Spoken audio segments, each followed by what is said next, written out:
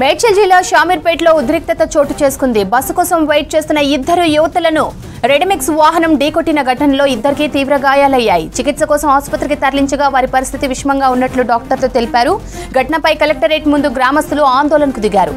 Speed బ్రేకర్లు ఏర్పాటు చేయకపోవడం, bus డ్రైవర్ల నిర్లక్ష్యం కారణంగా ఎంతో మందికి గాయాలవుతున్నాయని తెలిపారు. ఇక రోడ్డుపై బైఠాయించి ధర్నా చేపట్టారు.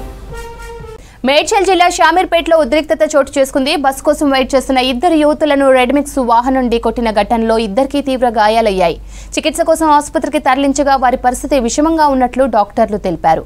ఘటనపై కలెక్టరేట్ ముందు గ్రామస్తులు ఆందోళనకు దిగారు. స్పీడ్ బ్రేకర్లు ఏర్పాటు చేయకపోవడం, బస్సు డ్రైవర్ల నిర్లక్ష్యంపై నిరసన వ్యక్తం చేశారు. రోడ్డుపై బైఠాయించి ధర్నా చేపట్టారు. లైట్లు పెట్టావు, నువ్వేం కలెక్టర్ అయ్యా, నువ్వేం కలెక్టర్ చెప్పు.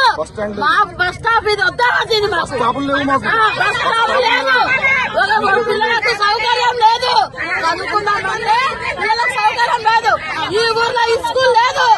మేము చేసేది ఏంటి, బయట పంపించాలి. మేము ఎంగ చిప్పలు నమ్ముతున్నాము, మేము మన్నే చిప్పొస్తున్నాం. మేము చిప్పలు చేసుకుని పిల్లలు చదివించుకుంటే ఇలా మా పిల్లల పరిస్థితి మేమేమనాలి. మా ఊర్లో బస్సు ఉంటే మా పిల్లలు ఇక్కడికి ఎందుకు వస్తారు? కలెక్టర్ ఆఫీస్ కేమో డ్యూటీ మందం బస్సులు వేసుకుండ్రు, 4 బస్సులు డ్యూటీ మందము పోతేందుకు వస్తాను అంతే. మళ్ళీ అంతైపల్లికి లేదు, అంతైపల్లికి లేవు. మరి ఒక బస్సు మాకు కూడా తిరిగిపోవాలని ఉండాలి కదా కలెక్టర్.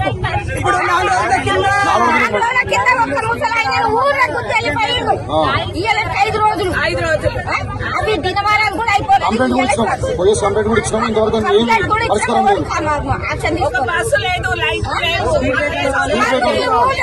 చేసుకుంటానికి ఏం లేదు, బయట పోయి బతికేస్తాం.